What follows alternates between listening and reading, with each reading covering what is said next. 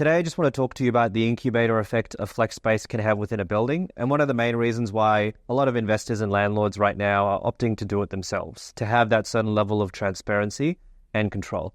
So when you think about a building and all of its flaws, one of the obvious solutions to provide some flexibility to tenants within the building is, well, to have some flex space.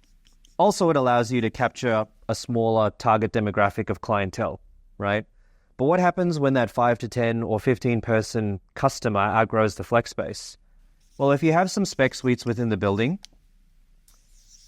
they can move into the spec suites because it's a stretch to think they'll take a whole floor or half floor immediately, right? And one of the great things about a spec suite and also a flex operator within the building is they can also service those spec suites. So you get a spec suite with a service kind of dynamic happening. Now, you've got your large tenants within the building and also you've got some vacancy. Once they outgrow the spec suites, they'll take those floors, or that's the idea, especially if you own the operation yourself. And these large tenants, if they need bookable spaces or some form of flexibility as they grow or shrink, they can use the flex space itself. So this type of tenant life cycle and incubator effect really will make your building a lot more sticky. So we're starting to see this elastic approach a lot in the market.